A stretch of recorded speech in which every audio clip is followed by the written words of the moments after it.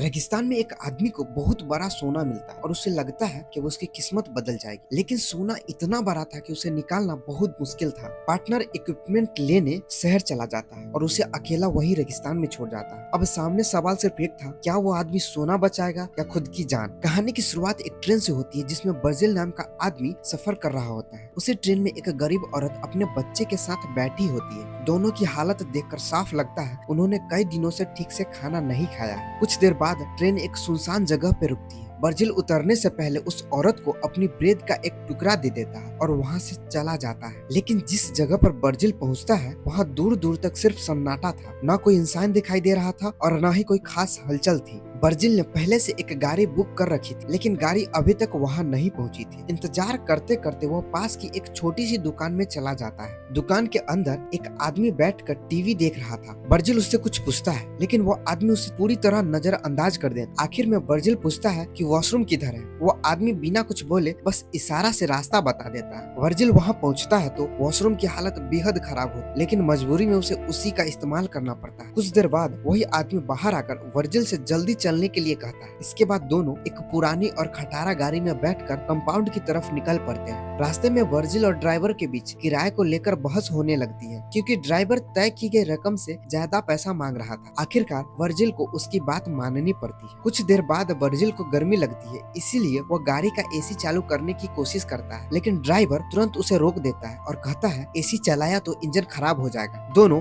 आगे की ओर बढ़ते हैं, लेकिन थोड़ी ही देर बाद गाड़ी का टायर पंक्चर हो जाता है। अब दोनों को बीच रास्ते में रुककर टायर बदलना पड़ता है। इसी दौरान वर्जिल की नजर सामने पड़ती है, जहां दो जंगली कुत्ते बुरी तरह लड़ रहे होते हैं। एक कुत्ता बुरी तरह घायल हो जाता है और दूसरा उसे मारने की कोशिश करता है। ड्राइवर किसी तरह उस कुत्ते को वहां से भगा देता है, लेकिन घायल कुत्ते को तड़पता देखकर वह उसे वहीं खत्म कर देता है ताकि उसकी तकलीफ ज्यादा न बढ़े। यह देखकर बर्जिल को समझ आ जाता है कि इस सुनसान इलाके में जिंदा रहना बिल्कुल समान बात नहीं है। दोनों फिर से आगे की ओर निकल जाते हैं। रास्ते में अंधेरा होने लगता है, इसलिए वे रात में एक जगह रुक जाते हैं। वहाँ ड्राइवर बर्जिल से पूछता है, आखिर तुम कंपाउंड क्यों जा रहे हो। बर्जिल बताता है वह नौकरी करने जा रहा है। ड्राइवर उसे चेतावनी देता है कि जिस रास्ते पर वे जा रहे हैं वो बेहद खतरनाक है। दोनों कुछ देर तक इसी बारे में बात करते हैं और फिर वही रात गुजारते हैं। अगली सुबह दोनों दोबारा सफर शुरू करते हैं। इस बार बर्जिल गाड़ी चला रहा था, जबकि ड्राइवर सीट पर सो रहा था। बर्जिल को फिर से गर्मी लगती है और वो चुपके से एसी चालू कर देता है। एसी चालू होते ही गाड़ी का इंजन बंद हो जाता है। ड्राइवर की नींद खुलती है और वो बर्जिल पर भड़क जाता है और कहता है, मैंने तुम्हें पहले ही मना किया था। दोनों गाड़ी से उतरते हैं और ड्राइवर इंजन ठीक करने लगता है। इसी दौरान बर्जिल आसपास घूमने लगता है। तभी उसकी नजर जमीन पर एक चमकती हुई चीज पर पड़ती है। बर्जिल उसे उठाकर ध्यान से देखता है। उसे शक होता है यह कोई साधारण पत्थर नहीं बल्कि सोना है। वह तुरंत ड्राइवर को आवाज देता है, इधर आओ, मुझे कुछ मिला है। ड्राइवर वहाँ आता है और अपने लाइटर से उस टुकड़े को गर्म करके जांचता है। अगर वह काला पड़ जाता तो वह साधारण पत्थर होता, लेकिन आग में रखने के बाद भी वो वैसा ही रहता है। अब दोनों को यकीन हो जाता है कि यह सच में सोना है। इसके बाद दोनों वही जगह खुदाई करने लगते हैं। वे घंटों मेहनत करते हैं, लेकिन सोने का वह विशाल टुकड़ा जमीन से बाहर निकलने का नाम नहीं लेता। आखिरकार वे एक रस्सी को सोने के टुकड़े से बांधकर उसे गाड़ी की मदद से खींचने की कोशिश करते हैं, लेकिन रस्सी टूट जाती है। पूरा दिन मेहनत करने के बाद भी सोना वही जमीन में फंसा रहता है और शाम हो जाता है। रात के लिए ड्राइवर लकड़ी इकट्ठा करता है और वहीं आग जलाकर दोनों बैठ जाते हैं। वह बर्जिल को बताता है कि इस इलाके में बहुत सारे जंगली कुत्ते हैं, इसलिए रात में उन्हें बेहद सावधान रहना होगा। लेकिन सोना मिलने की खुशी में दोनों का डर गायब हो जाता है। ड्राइवर को लगने लगता है कि अब उसकी किस्मत बदलने वाली है। फिर वह एक बड़ा प्लान बनाता है। वह कहता है कि हम दोनों मिलकर इस सोने को नहीं निकाल पा रहे हैं, तो शहर जाकर एक बड़ी मशीन लानी होगी। लेकिन मशीन लाने के लिए उनमें से किसी एक को यहाँ रुकना पड़ेगा और किसी एक को शहर जाकर मशीन लानी पड़ेगी। ड्राइवर बर्जिल से कहता है कि वह यहीं रुकेगा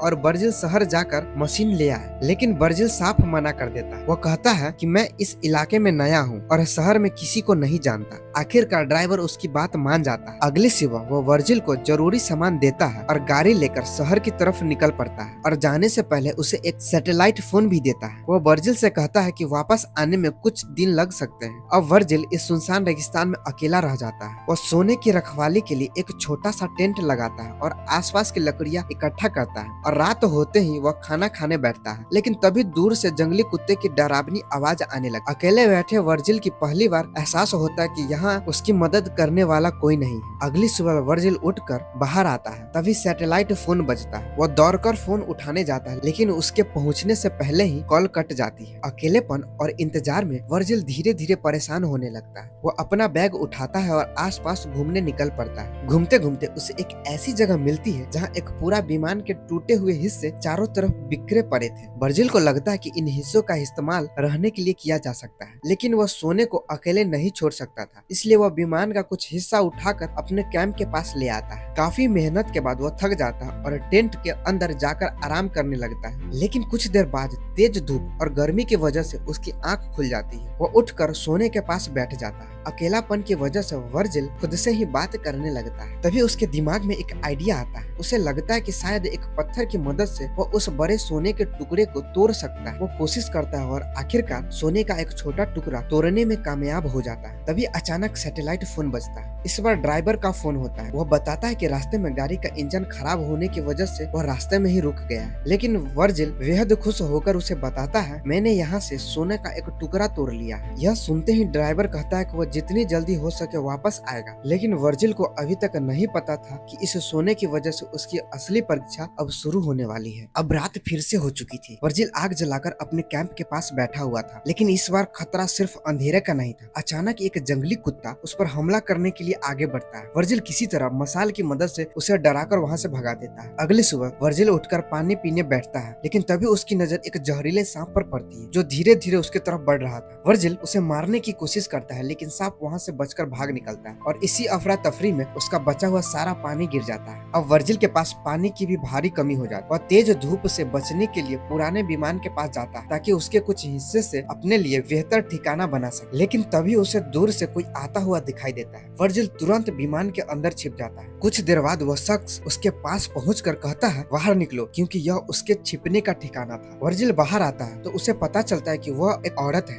वह औरत उसे खाना और पानी देने की कोशिश करती है, लेकिन वर्जिल उसकी किसी बात का जवाब नहीं देता। वह लगातार वर्जिल से सवाल पूछती रहती है। आखिरकार परेशान होकर वर्जिल वहाँ से जाने लगता है, लेकिन वह औरत भी उसका पीछा करने लगती है। वर्जिल गुस्से में उसे चेतावनी देता है कि उसके काम में दखल न दे, लेकिन पीछे जाते जाते वह औरत वर्जिल के कैंप तक पहुँच जाती है और फिर अचानक वह वर्जिल का कैंप तोड़फोड़ करने लगती है। वह बार बार वर्जिल से वहाँ से चले जाने के लिए कहती है। इसी के बीच वर्जिल गुस्सा होकर जाने अनजाने में उस औरत को जान से मार देता है। वह उसके बैग की तलाशी करने लगता है और उसमें मौजूद जरूरी सामान अपने पास रख लेता है और उसके बाद उसके शरीर को पास में ही दफना देता है। लेकिन कुछ देर बाद वही जंगली कुत्ता वहाँ पहुँच जाता है और वर्डी को बाहर खींचने लगता है। वर्जिल के पास अब कोई रास्ता नहीं बचता। वह उसके शरीर को आग के हवाले कर देता है और इस बार वर्जिल की आंखें में आंसू आ जाते हैं, क्योंकि अब उसे अपने किए पर पछतावा होने लगता है। अगले दिन उसे ड्राइवर का फोन आता है। ड्राइवर बताता है कि उसे मशीन मिल गई है, लेकिन मशीन बहुत भारी है, इसलिए उसे वहाँ तक पहुँचने में अभी समय लगेगा। तभी वर्जिल को दूर से एक गाड़ी आती हुई दिखाई दे। वह चाहता तो उस गाड़ी से मदद मांग सकता, लेकिन सोने के लालच में वह वहीं छिपा बैठा रहा। शाम होते ही वर्जिल फिर से आग जलाने के लिए लकड़ियां इकट्ठा करने लगता है, लेकिन तभी उसकी नजर सामने पर रेगिस्तान में एक भयानक तूफान तेजी से उसकी तरफ बढ़ रहा था। वर्जिल तुरंत अपने कैंप की तरफ बढ़ता है, लेकिन तूफान इतनी शक्तिशाली थी कि देखते ही देखते उसका पूरा कैंप हवा में उड़ा ले जाता है। वर्जिल जान बचाने के लिए लगातार भागता रहता है। तभी अचानक एक उड़ती हुई पेड़ की मोटी शाखा उसके पेट में आकर घुस जाती है। इसके बाद वर्जिल बेहोश हो जाता है। अगली सुबह जब उसकी आंख खुलती है, वह अभी भी बुरी तरह घायल था, लेकिन उसके दिमाग में सिर्फ एक चीज थी, सोना। उसे उम्मीद थी कि अगर वह इस सोने को बेचने में कामयाब हो गया तो उसकी पूरी जिंदगी बदल जाएगी, लेकिन तूफान ने पूरे इलाके को ढक दिया था। वर्जिल पागलों की तरह इधर उधर घूमकर सोने वाली जगह ढूंढने लगता है। आखिरकार उसे वह जगह मिल जाती है। वह वहीं लेट जाता है और अपने घाव को कपड़े से बांधने की कोशिश करता है। दर्द इतना ज्यादा था कि उसके लिए सांस लेना भी मुश्किल हो रहा। फिर वह आग जलाता है और एक लोहे के डिब्बे को गर्म करके अपने घाव को सेकने की कोशिश करता है, लेकिन लगातार भूख, प्यास और खून के बहने की वजह से वर्जिल वहीं बेहोश हो जाता है। कुछ देर बाद जब उसकी आंख खुलती है तो